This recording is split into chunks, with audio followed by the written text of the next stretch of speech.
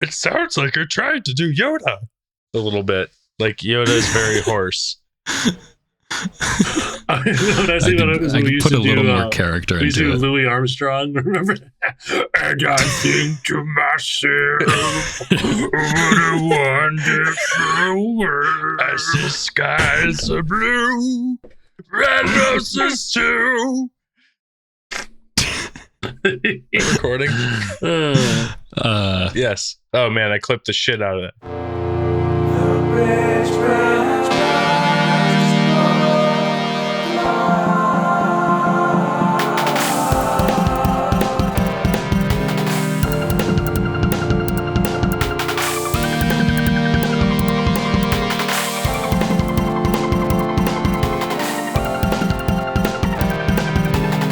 Hello and welcome to the Bridgeburners Book Club, where together we read, discuss, criticize, and get excited about all things science fiction and fantasy.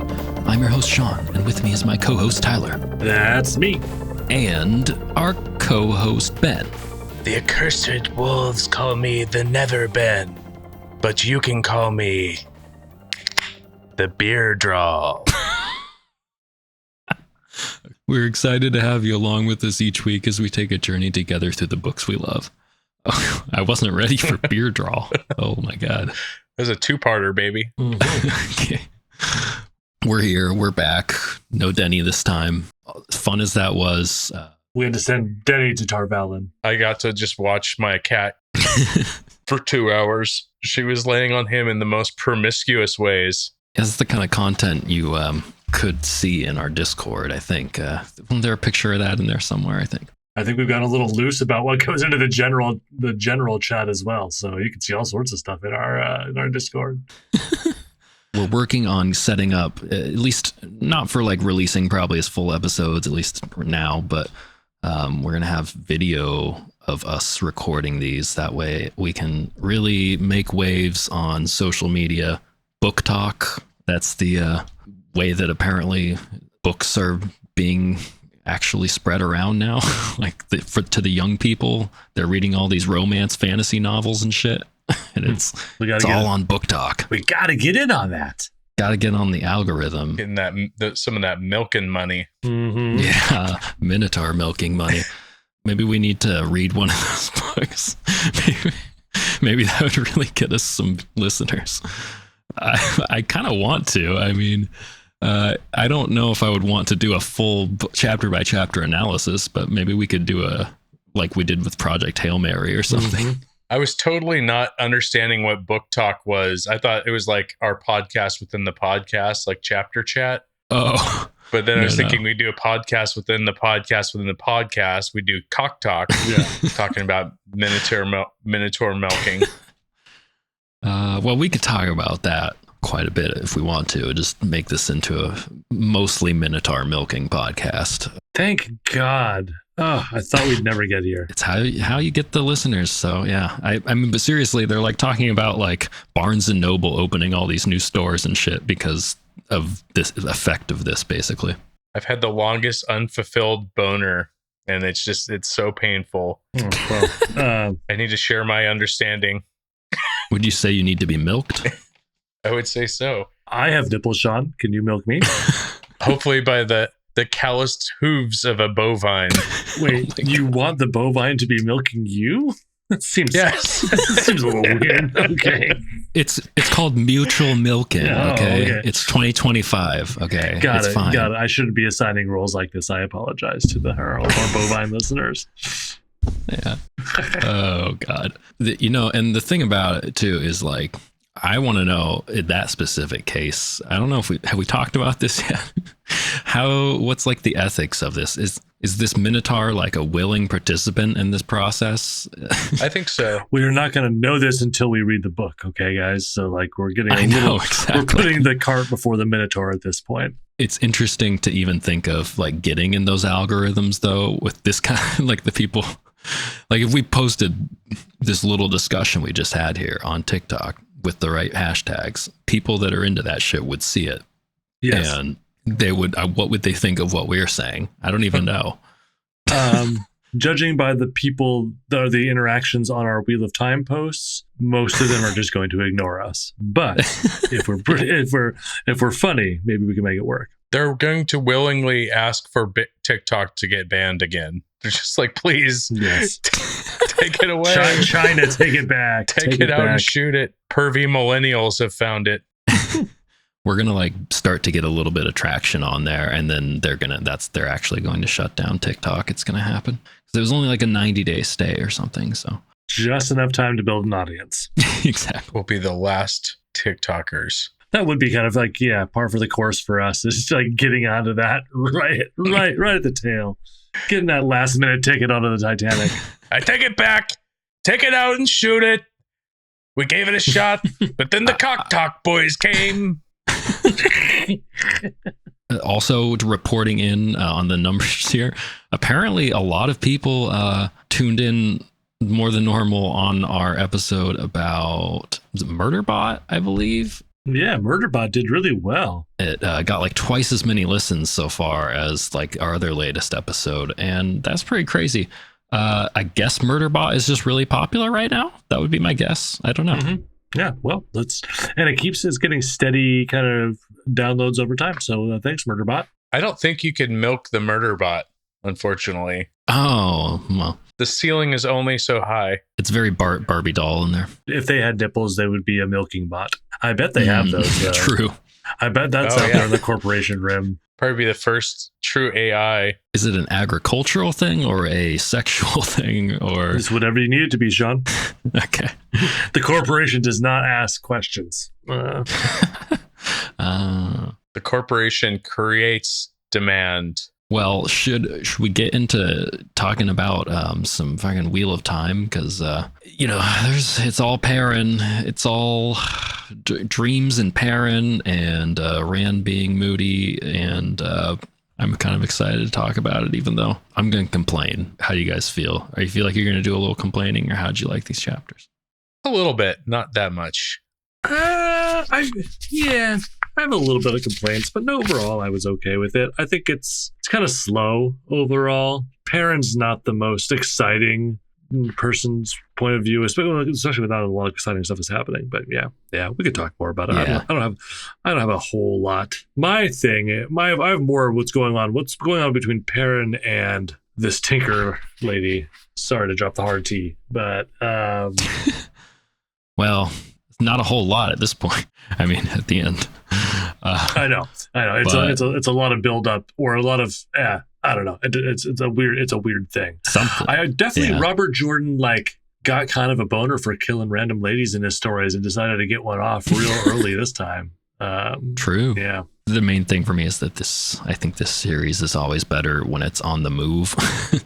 Yeah. When they're stagnating in one place for too long, it tends to get kind of bogged down in these stories that often aren't as satisfying as I think they need to be to make it worth it. So they've got the shakes because they haven't been in an inn in God, how long? Oh, he sneaks one in though. He sneaks a fake in.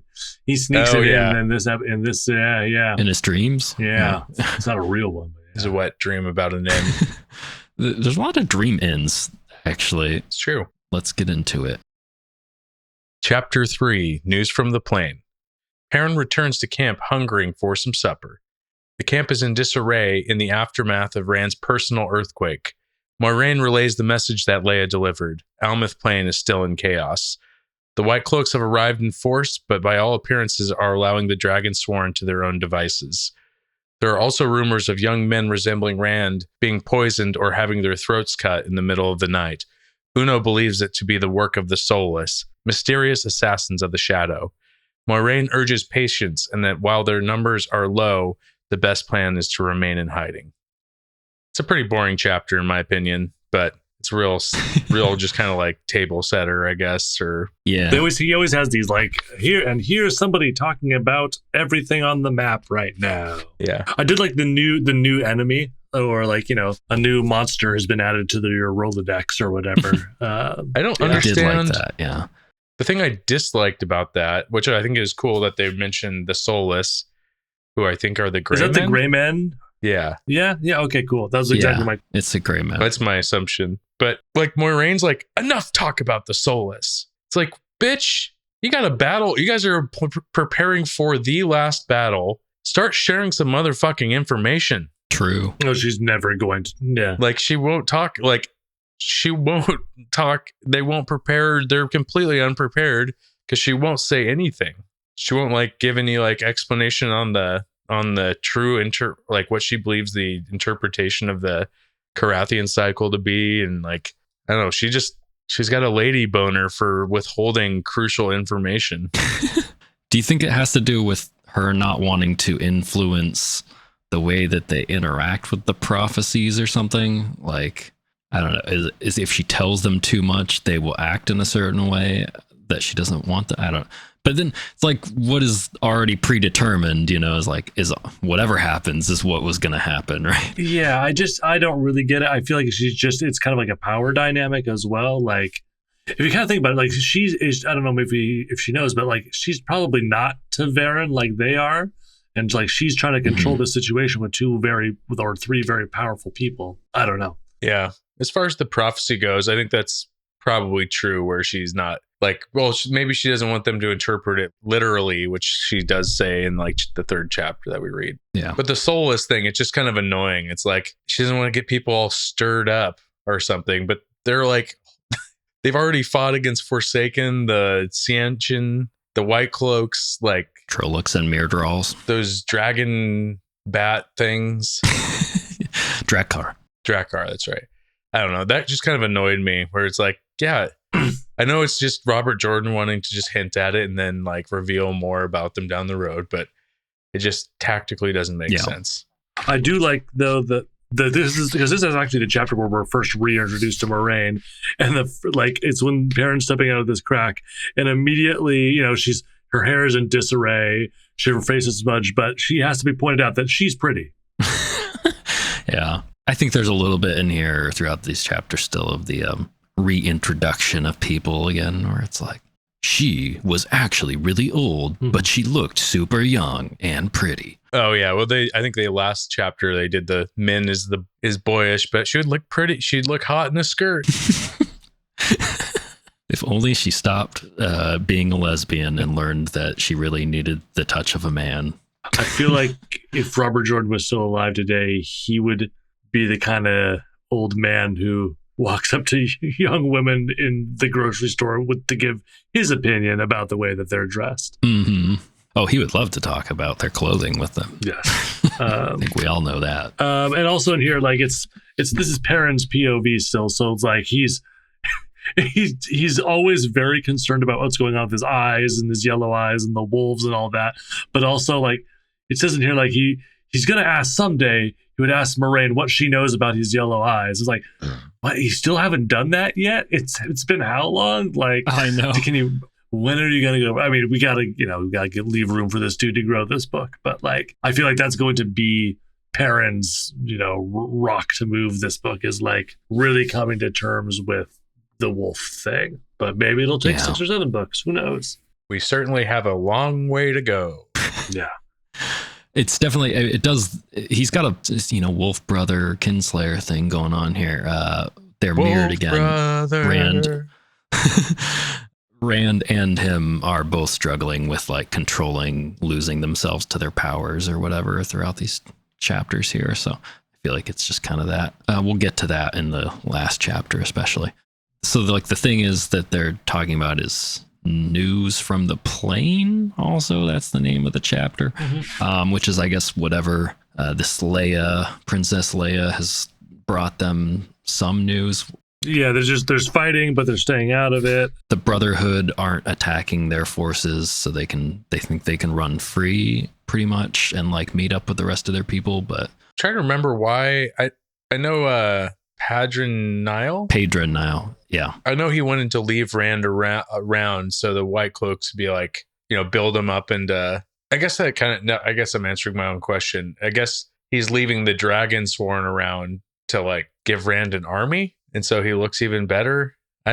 He was like trying to use Rand as a like letting a bull loose in a china shop or whatever, just like wreck everything and distract everybody. That way he can go back in and take over the Almouth Plain. He wants to finish the job that the torturer guy failed to do. Cole something, whatever his name is. I already forgot. But yeah, that must have something to do with him leaving the Dragonsworn alone.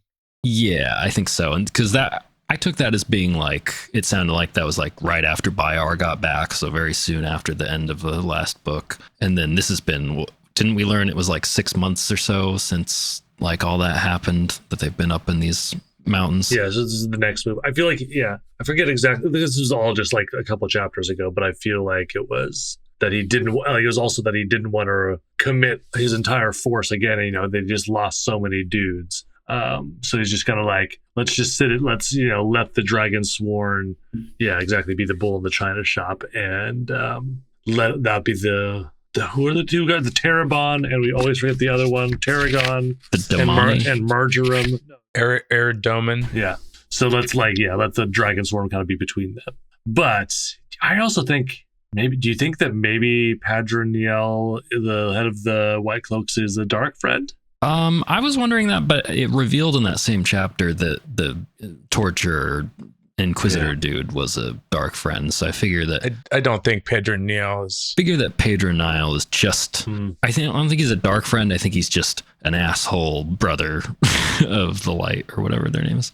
I feel like he would have already been revealed. I think it's better if you have a true believer at the top, narratively. Yeah. Oh yeah. You can't have them both be dark friends, though. That's too many dark friends. You can't have every entity in these books be dark friends, Like maybe they unknowingly work to help the ends of the dark, but they don't have to be dark friends, that kind of thing. I do enjoy that.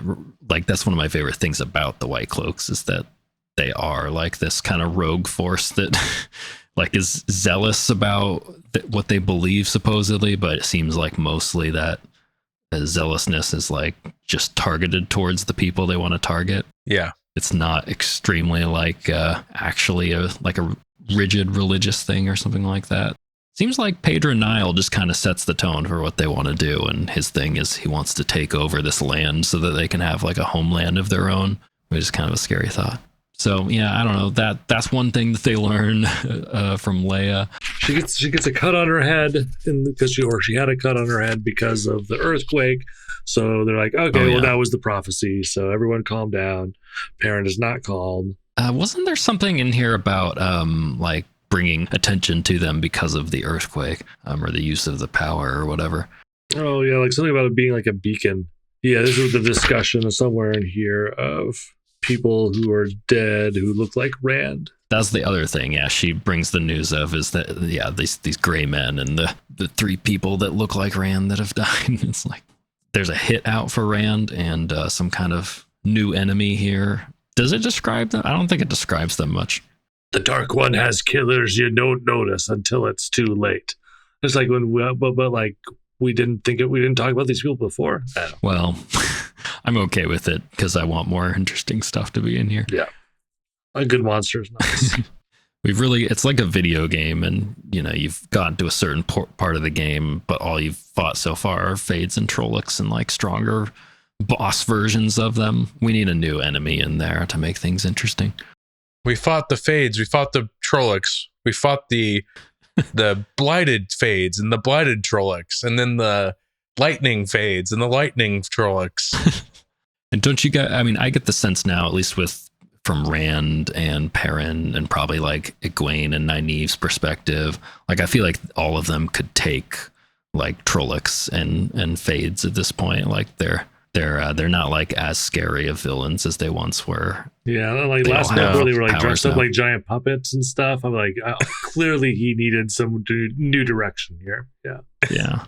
I don't think their level. There's not the enemies aren't scaling with the main character's level. No. Yet they're all of a sudden the Fades are gonna like pull out some new trick that they can do. Fade just pulls out a gun. Yeah. Oh, shit. Some of them have grenade launchers. Yeah, it's pretty crazy. I think that probably foreshadows that at some point some invisible little creepy man is going to try and kill Rand. That's what I'm gathering from this. Oh, hey Chekhov's. there, I'm here in your bathroom. I'm inside your toilet, just in here, and you don't see me until you already started peeing. Exactly. Chekhov's creepy toilet man is going to appear later. Chekhov's poop-shaped assassin. I'm already inside you. Oh, that's the scariest. Yeah, that shit. You got to you got to like be constipated in order to not be murdered in this horror movie. Do you think they do fecal transplants in the Wheel of Time world? No. I mean, they're not quite there yet. Poop in my ass. Yeah, down there in Ilion, I bet they're into that kind of crap. Next chapter? Chapter 4, Shadow is Sleeping. In Perrin's dream, he's first in the main room of an inn, where a man seated in shadow speaks with him about his axe and fate. He offers a drink, but Perrin refuses. Next, he sees in a mirror that he's a great warrior, and a really hot lady talks about grabbing his destiny. Then he's in a place with stone bridges and spires, where some people are arguing. And finally, he's in a giant room with red stone columns, where a sword made of light hovers in the air. Calendar. Perrin realizes that he's dreamed of this before. At this moment, the wolves wake Perrin up. Danger is near. Oh my goodness. I don't even know if that covers... I left this stuff happens, out and that. this happens, and this happens. But yeah, there's still a bunch of other shit in there too. There's a lot of things packed into this, and maybe it wasn't perfect, but I did enjoy that Robert Jordan did a little bit of revealing or showing things that are kind of interesting, but not telling you exactly what it is yet. Like just letting you experience it and wonder and having some mystery there. Yeah, like the people on the ramp, if it was like, Perrin saw this person and knew that it was Jawashawan, the hero of old, who had, and like, we just had this like long paragraph there. You're like, okay, yes. Yeah. It was almost like a vision, but it was less of like a dream that was being done to him, but him more like joining other people's dreams, or I don't know. He was kind of almost passive. Well, part of it, but it's like the first time that's even happened. Yeah, I didn't feel like the first book where we're just like Rand constantly getting pulled into these like, and there's a spooky thing that the Dark Ones do, and here's another spooky thing. Yeah. Like this is a little bit more kind of weird, but also, yeah, it feels like Perrin is a little bit more in control than Rand was. This is I would put forth that this was the best dream sequence in the series so far. 100%. Yeah, I pretty much agree. I think I mean, I liked some things about some of the other ones, like some of the stuff with the ramps and the fucking bridges and the towers and shit when Rand's like running around. I thought that was okay. I imagined some cool but shit. But it's all leading just back to Balzamon.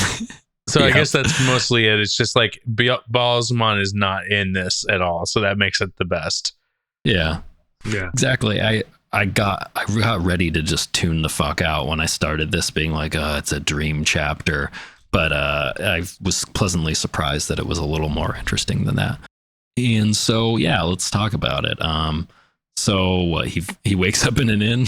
Yep. Surprise, surprise. Wakes up in his dream, I guess, whatever you want to say. Dreams up? No, that's not it.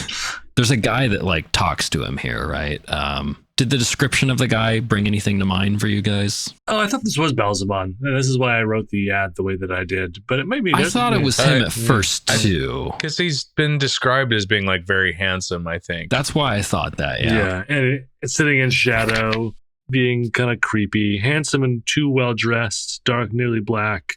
Sat stiffly, sometimes pressing a hand to his chest as if moving hurt him. That seems interesting. That could be him. Oh, because didn't he get stabbed? Or maybe I'm combining this, thinking of the show. How did their showdown go in Falm? Yeah. They were fighting in the sky, and he got beat up or stabbed or something. I killed him.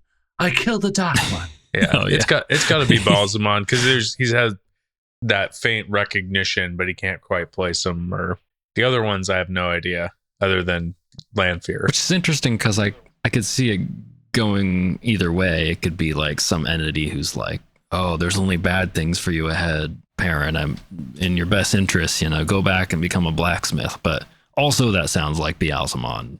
Yeah, no, totally don't go fight the Dark One because that would be bad for you. So just go back home and definitely don't fight the Dark One. Like he's afraid of him, kind of, or doesn't want him to join the fight. So that's probably, I mean, that would make sense to me if that's what it is, if he is Beelzemon. So definitely a different tactic. Yeah. Oh, but no, that was the other thing. Okay, I think this is where it all comes together, is that maybe the guy looks a little different, like he's like it's Beelzemon trying to disguise himself to look a little more like normal and like talk like he's like a nice entity in this vision. But then at the end it says, Perrin peered at the man's face, even to his sharp eyes. The shadows seemed to shroud the other man's features like a warder's cloak. Darkness molded the man like a caress. There was something about the man's eyes, something he thought he could remember if he tried hard enough. The murmur returned. I figured that was like the fiery eyes that are the pits of hell or whatever. It's the way Robert Jordan hints at stuff. Usually he has like one feature or like thing that he always emphasizes about that person and then uses that to... It's Paddon Fane's nose or whatever. You always know it's Paddon Fane because it talks about some dude with a giant honker. Yeah, I also underlined that darkness molded the man like a caress. It's a pretty good, that's a good little turn of phrase from the man. He tells him about how there's three threads woven together, sharing one another's doom. When one is cut, all are. Fate can kill you if it does not do worse. Even if it is Beelzemon trying to influence him, that seems like it's probably true in the Wheel of Time world. Sounds like that's how that would work with these like three really powerful Taveran people all tied together. Yeah. I assume that friendship is going to be what they need to defeat Beelzemon in the end. Yes. So. Or love. It will be the power of friendship that, yeah. That's where this is all pointing to me so far. There's something about a mirror. I don't know. Doesn't he like see himself? He's like seeing versions of himself. That's the next sequence. Yeah. Do you guys think he's like seeing different versions of himself from past lives, or if or his destiny, or both? Yeah, no, I mean the wheel, whatever turns and all that bullshit. So yeah, this seems like it's kind of like his destiny, or it's a gilded helmet with a lion's head, ornately hammered breastplate. Yeah, gold armor. He's got an axe, a plain axe at his side. He'd carried it 1,000 times in 100 battles. Wanted to take it off, throw it away, but he can't. So I guess representing him, he wants to give up the burden of fighting wars or battles or whatever. I'm guessing it's probably his past. I guess we haven't really gotten into other than like Rand being loose there, and we haven't really nothing's come up directly about. Mm-hmm. But I think this is it. This is where it does. Because look at what it says. So anyway, the lady, we're skipping ahead a little bit here, but the super hot lady shows up, starts talking to him. Lanfear. Yes. And then she's saying something about the Horn of Valir. It's like, what man with blood in his veins would not want glory, as much glory as if you'd sounded the Horn of Valir? I don't. And then it says in like italics, like in his head, the horn rang out and the wild charge began. Death rode at his shoulder, and yet she waded ahead to his lover, his destroyer. So I think, yeah, this is like a thing in his past life where he sounded the Horn of Valir, I believe. Yeah. And she was also his lover? And his destroyer. Was that in the same lifetime that she was with Lews Therin? I just want to know. Yeah, or maybe this is I don't know. Maybe they all just have a hot chick out there. I don't know. True, but it sure sounds like Celine Lanfear. Sounds like she's banged the whole round table. Mm-hmm. Exactly, King Arthur and all of the knights of the round. And then he wakes up again as a blacksmith. Nope, those the ramps. He was back. Oh yeah, I mean, I guess he's back in his own coat and breeches again, but yeah, now he's on ramps and levels, which is the dreamscape that we've seen before. Is this supposed to be the ways, or is this something different? The ways? Yeah, the ways. No, it seems like something like that to me, but I don't know. Yeah, if it's the ways. Maybe they have their own like. I guess I didn't read it as like it was inside, like it wasn't in like a caverns or whatever you'd call that. Like, yeah. Oh, maybe. I guess he said the light is. Oh, I bet it is the ways. This always seem to be like, because Rand's been here too, so I feel like there's like a dream realm of some kind or something. And like in this dream, in this one, they're always like running into random whatever they are, forsaken people is what I feel like it's supposed to be, So maybe this is where they're at. I don't know. They've got their own group chat. I definitely got the impression we were seeing Ishmael or whatever his name is. Well, we see like a tall, dark man arguing with a white-haired man. Oh, and there's 3 of them, someone else. And like 2 of them team up on the other, and then eventually a ball of fire is shot out. And I feel like Steve Martin could do a really good white-haired guy. Steve Martin is one of the Forsaken. Yes. One of the Forsaken. Yes. He did say he was playing a banjo. Oh, yeah. Oh, okay. He's a prop comic. Interesting. Have we met, other than Ishmael and Lanfear, old man weirdo, have we met any of the Forsaken yet? We met, who's the one that got... Asmodeus or Asmodean or whatever? Yeah, that one. Or, I don't know. That was that's right. The 2. Asmodean and mask guy and old man. Yeah. And then what he tries to get out of that after like some flame comes at him, ends up in a new place, which is where the sword is. He's in like a cavern. Something about crystal. Kalendor. Huge columns of polished redstone surrounded the open space. A sword hanging hilt down in the air, apparently without support, seemingly where anyone could reach out and take it. And yet it was not really a sword. It seemed made of glass or perhaps crystal. Cute. That seems like a MacGuffin if I've ever seen one. And he names it. He remembers the name. He said he's had this dream before, right? Have we heard Kalendor? Have we ever heard that? I don't think so, but... Is Kalendor made of Quendalar? Yeah. I think probably. so. It's italicized as well. Kalendor Quendiar. Actually easier than you'd think. I get legendary weapon vibes pretty heavily here. I have a feeling we're going to learn more about this at some point. He like hears it say something on the wind or whatever echo in there. It says, Kalendor, who wields me, wields destiny. Take me and begin the final journey.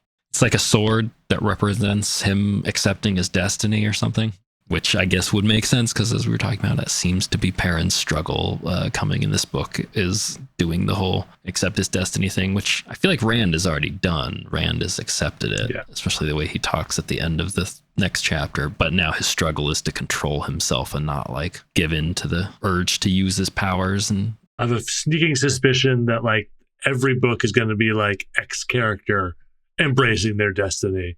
Tom Maryland embraces his destiny. Elise Grinwell embraces her destiny. It was Balthamel as the other Forsaken. Sorry, I just feel like... Thank you, Balthamel. Oh, yes. God. Ben just did 30 minutes of research there to actually, get back to us on that. I was reading this wiki, Wheel of Time wiki thing on the Forsaken, trying not to read any spoilers, but do you know there's like a Wheel of Time companion? I don't know if it was written by Robert Jordan. Let me see. But they actually assign like objective power levels to the Aes Sedai and the Forsaken. Oh, cool. What? Oh, it was written by Robert Jordan's widow. She wrote like a companion thing, and oh, cool. There's like new maps and like 1,000-word vocabulary of the old tongue.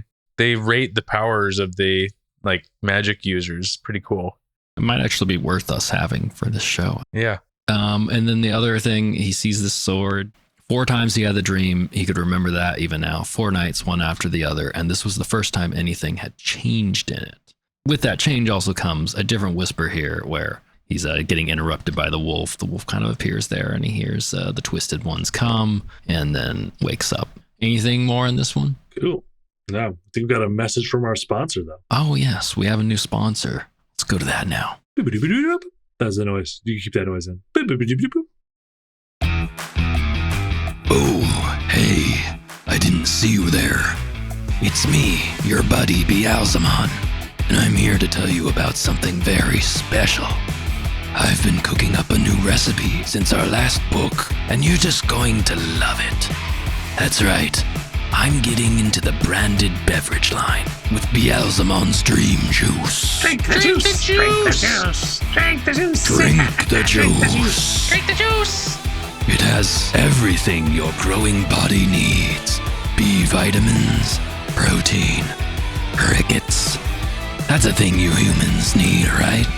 So come on, take a drink. Drink the juice. Drink the juice. Drink the juice. Drink the juice. Drink the juice. Drink the juice. Forget Astrophiz. This delicious concoction comes in the #1 flavor humans like. Dark red. Drink the juice. Drink the juice. Drink the juice. And best of all, you don't even need to go to the store. Just close your eyes right now. There it is. Lift the cup and take a little sip. I promise, you'll love it. Lift the cup and drink the juice. Drink the juice. Lift the cup. Drink the juice. Just do it. Now, I demand it. Close your eyes and take a sip. And let Beelzemon's dream juice do the rest. Drink the juice. Chapter 5 Nightmares Walking. Perrin is awoken by wolfly warnings in the night and rises to sound the alarm, but is preempted by Lan. He joins the fight against the attacking Trollocs and Fades and soon finds himself defending Leia against both. When he cannot save her from the Myrddraal, Perrin shuts down and freezes in place, saved only by the arrival of his wolf brothers. The young bull enters a battle frenzy, cutting down Myrddraal and Trollocs with wolfish tactics until no opponents are left standing. With many Shinarans and wolves fallen and emotions running high, Perrin struggles not to lose himself to his animal half. The soldiers regard him with fear and awe, and he and Min go to check in with Rand. Rand speaks of an internal struggle to not unleash the full strength of his powers on his own friends and his desire to be free of the burden of destiny. Moiraine arrives, healing Perrin's battle wounds and the reopened wound that Rand received in Fall. There's a lot of action in this one, a lot of things going on.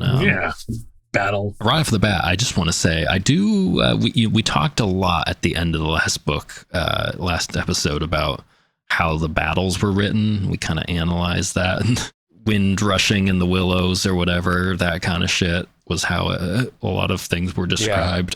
Yeah. This was a lot more visceral, which we were asking for. Yeah. I appreciated it. I think when you get it through Perrin's POV, you kind of get a little bit more or less. The Myrddraal's half-severed head flopping against his back. That's fucking metal as shit, man. Yeah. It was like some of the first, like, just Perrin fucking up everything kind of. Once he gotten his battle frenzy mode, he's like attacking things like a wolf, slicing their hamstrings and shit, cutting down guys like it's nothing, and it was actually described instead of just like saying that's what happened, much better. The only thing that ruined it for me was just how obsessed he is about Leia the whole time.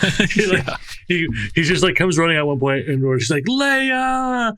It'd be so funny if Leia's like, oh, hey, I want to say Paul? Philip? Is it Smarin? It's Smarin, isn't it? Yeah, he's awfully attached. But also he's got this thing, I think, going here about like trying to save people. And I think he sees her as a, she's a pacifist or whatever, and she's just a woman. And don't you dare fucking pity me. And he had a lot of affinity for the Tuathan when they were with them, I think. Yeah. So I think he wants to think that he can be this guy maybe that can defend the innocent and whatever, but he fails at it here, which I guess we'll see how it goes down the line, but he kind of gets over that fairly quickly in the end because he's actually more upset in the end, I think, by the fact that so many Shinarans and wolves just died. And I gotta say, it's all kind of Rand's fault.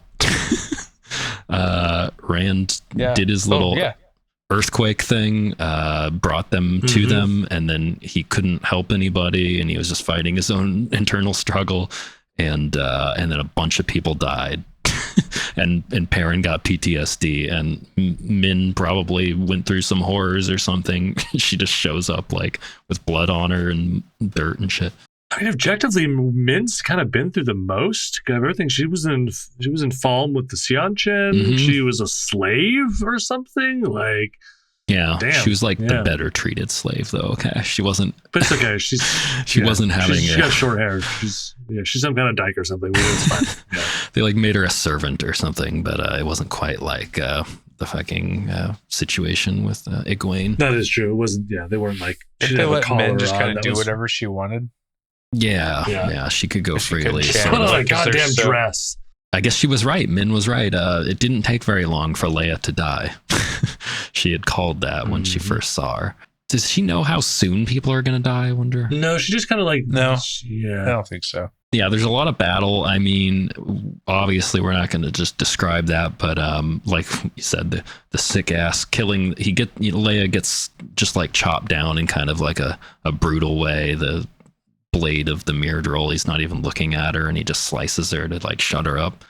And then She was trying to I guess save Perrin or help Perrin. Yeah. Wasn't really like, I wouldn't call it, she wasn't making like a violent move, but she actually like grabbed at the Myrdral. And you would think the Tuathan would make an exception to the way of the leaf when it comes to like Myrdral and Trollocs. Because I like know. They're just evil. it's kind of like your duty as a human being to kill them. Yeah. Yeah. If you want to get into it in like more metaphorical terms, but even within this, like pacifism, it's an interesting idea and everything. But then, if someone's just attacking you and you didn't do anything to them and you can't stop it, like you're supposed to just not defend yourself and you're supposed to let. I mean, this is a religious position that people do take I in the know. world. Yeah. I don't believe in it. Yeah. Yeah. But against Yeah. other humans. Yeah. Yes, that's Like, true. Yeah. They're not, pacifism doesn't necessarily mean like if a dog was biting you, you wouldn't kick it or something like that. That's Yeah. almost what it means. Though. Maybe. It's pretty close. But yeah, I mean, that's where I disagree. Defense is defense. Defense wins championships. Sure. There's a lot of complications to, most conflicts in the world and like the history of them. But also there are just cases where someone is just an aggressor and the other person can't do anything about that. So letting yourself be attacked without putting up any fight, I think is really nonsensical. But I guess in a religious way, if you really believe in something like that, you might believe that that's how you go to heaven or whatever. So Perrin certainly not a pacifist here. He goes through and chops up a bunch of shit. And he also brings back that term, the young bull. A lot of talk about I am the young bull. Yeah. And the wolves are talking to him about that shit and admiring his fighting prowess. But a fuck ton of them die, and the wolf lady is sad. And he howls, and then everyone kind of like sees Perrin at the end of this battle, just like doing his wolf thing. I wonder if the young bull needs a gentle milking to help him wind down after a tough battle. Take out that battle rage a little bit. Yeah. Just, release all of that pent up tension. They're all looking at him like, you good? Okay, buddy. You were howling like a wolf there. You looked pretty crazy. Yeah. You get shit on the carpet. No one, okay. No one put two and two together. The yellow Not eyes. one person. Yeah. Yeah. The howling, just the wolves appearing out of nowhere to fight, like in an organized manner. Suddenly being able to smell really good. Yeah. I feel like everyone does get it, but Perrin is just being so He's weird about clueless. it. They're all just trying to be polite. Like, yeah, okay. Those so weird about those wolves.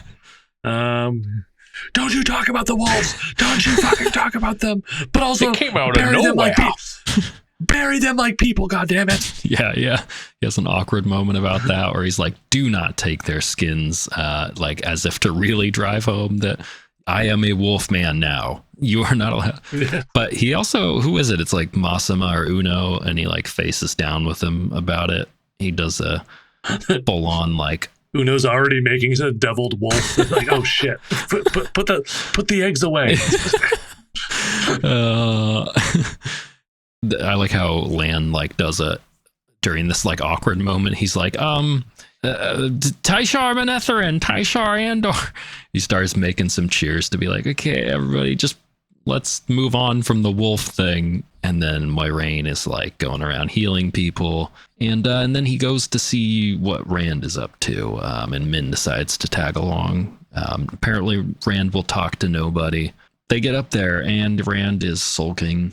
At least it's not about his dad and if he's his real dad. Oh, can I just say before we get into this, because I guess it doesn't really matter chronologically, but we got a good, maybe it was the last chapter, maybe it was this one.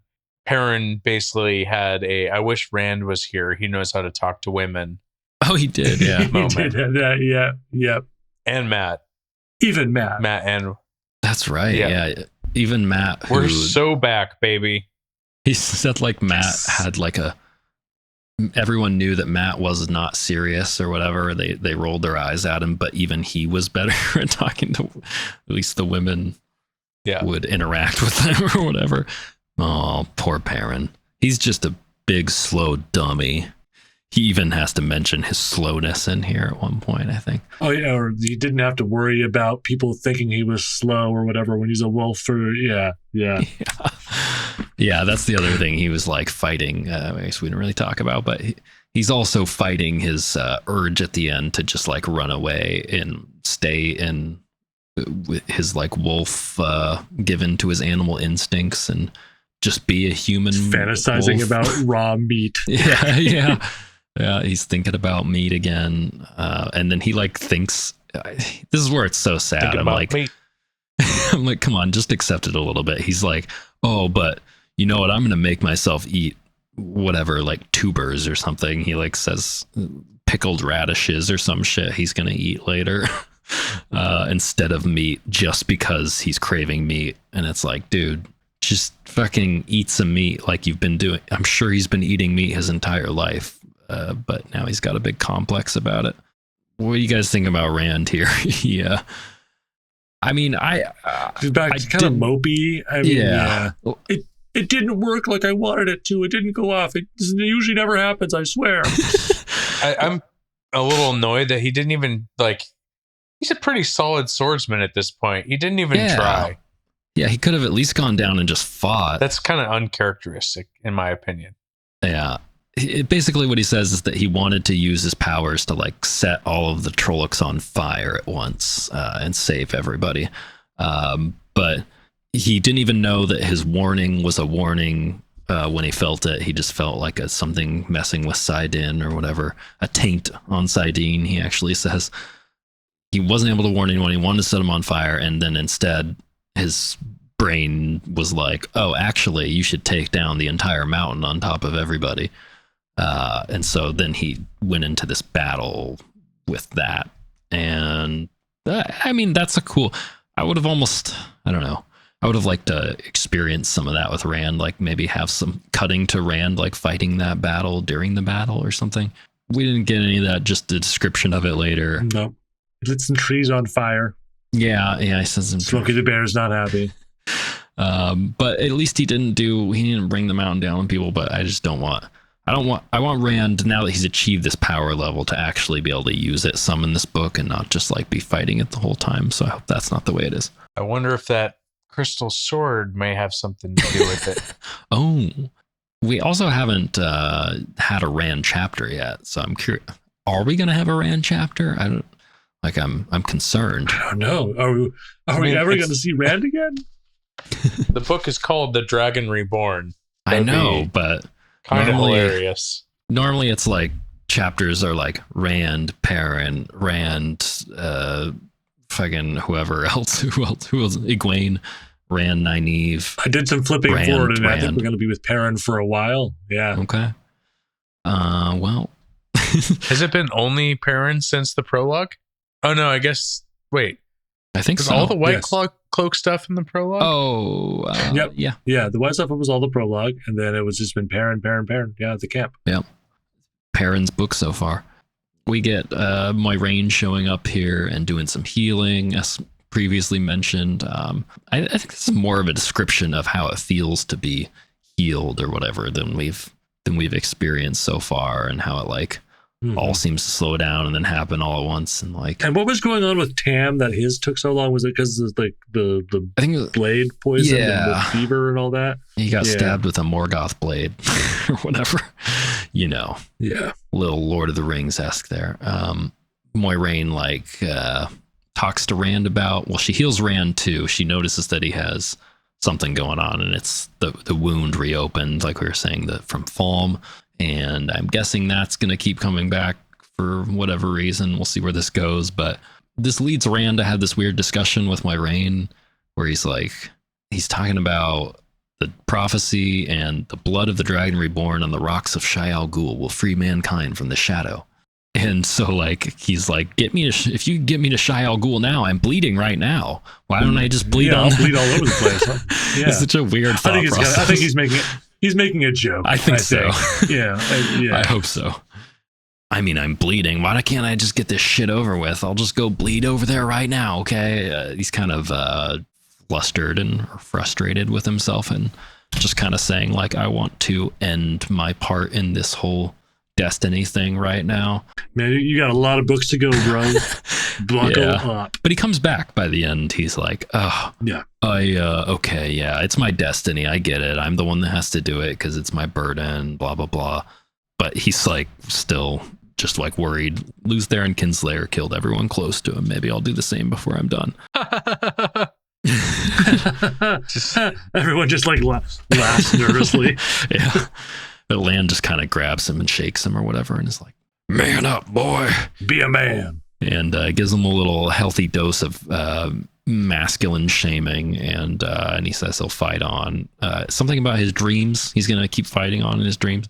I guess Rand is still fighting dream battles, but at least we don't have to see it anymore for the time being.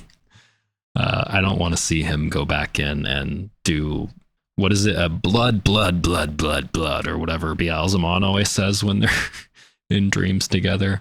I have a feeling we're going to get at least one before this book's over, though. Anything else about this chapter? Yeah, I mean, if this kind of all feels like setup, what is the next one? Oh, the hunt begins. Ooh, yeah. Oh, you want to predict some chapters here? The hunt begins. I think Rand touches a rock and they all get zapped back to the beginning of last book. We're all the way back in Faldara. And they're all riding out to go find the Horn of Valyr again. And we're just going to do it all again. Oh my We're God, just no. Do it. We're doing it again. Please no. It's going to be fun. Let's do it. The hunt begins again. It was a quick and dirty prediction from me. I Yeah. want to do chapter 8. You got anything for the way out of the mountains, Ben? Okay. Perrin is like, he's they're in a blizzard and they're leaving the mountains. They're trying to find their path down, and he's staring off in the distance, and his vision's so acute that he's focused on something way out in the distance, but he isn't watching where he's going, and he trips over a rock and he bounces on his big ol' ass all the way down the mountain, like making like a snowman, but just around his like midsection. So it's like his ass, keeps like he's wearing a gigantic snow diaper. And because his ass has sucked up so much snow, they're easily able to make it. He's blazed a perfect trail down, and he's unscathed, of course, because he's got that cushion for the pushing. Nice. Chapter 8 is Jarra. I have no idea what Jarra is, but actually I do know. I'm glad you took this one.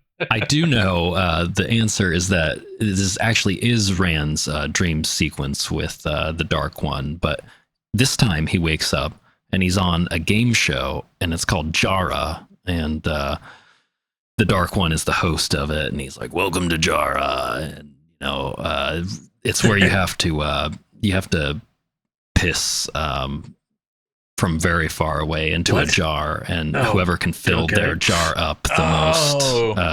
Yeah. I was thinking is you wear a blindfold like in Fear Factor or something, and then you put your hand in a jar and you guess if it's a jar of jelly or a jar of peanut butter. Oh, well, that's the second or round. Whatever. A jar of maggots. First round is the piss. The second round is that brand of Jarra, and then third round is it's like Jenga but with jars, and Then in the end, they all explode into a shower of glass in the end that kills everybody in the audience. It's a great ending to that show. Okay. The only way I can come now. Good stuff. Can't wait to read about all Perrin's Wild diaper stuff. and the Jarra game show. Wild and stuff. I've already What a Jarra piss. I've already forgotten what Tyler said. No, I just said that we started over. Oh, that's right. That's right. We go back to the beginning. Also, within that one chapter, we redo the entire. Well, but now book we're in a totally new reality. Yeah. There are no beginnings, there are no ends, but this is a beginning again. That brings us to the end of another episode of the Bridgeburners Book Club.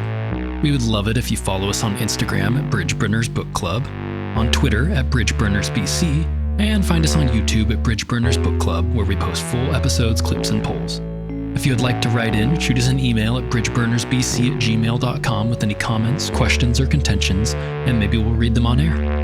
You can also join our Discord with the link in the episode description for discussions, questions, or to post your best memes. It really helps the show to grow if you give us a rating on Apple and Google Podcasts, so please consider helping.